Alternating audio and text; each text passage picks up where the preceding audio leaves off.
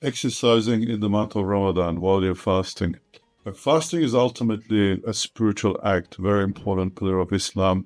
We should do it for spiritual reasons, and it's an act of worship.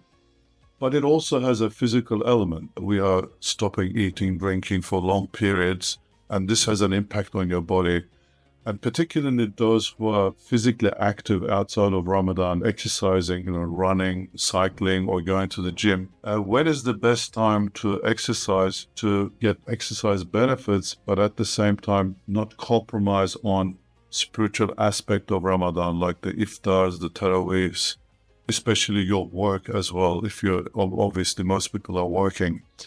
I find that I'm personally a cyclist, so this is an important topic for me, that I try to find the best time to exercise during Ramadan.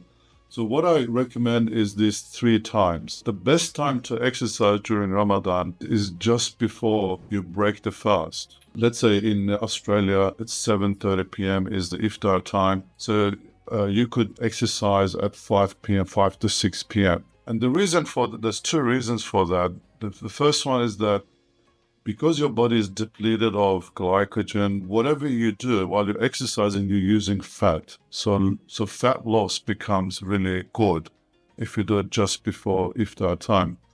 Also, if you get thirsty and then tired, you've got very small amount of time left until you break the fast, replenish your fluids and food at the same time. So this would be I would recommend as the best time to exercise is several hours before you break a fast. The second best time, especially in countries like Northern Hemisphere, when iftar time is earlier, you may break your fast at 6 p.m. and then the Taraweeh is done. So by 8 p.m. or so thereabouts, you're finished in terms of your worship. The second best time is to do exercise after the Taraweeh prayers. And this is really good because you've just had big iftar, and you're replenished, you're full of energy, and going to the gym or doing some sort of cardiovascular exercise would be excellent to burn that excess food that you've eaten at iftar time, and then you don't gain fat, and then you're also getting the exercise benefits. So that would be the second best time after Taraweeh, especially in parts of the world where the iftar time is early. The third best time to exercise would be after the Fajr prayer in the morning. So this is, let's say you wake up for sahur, have a really good meal, have lots of fluids, electrolytes, you can have all of that.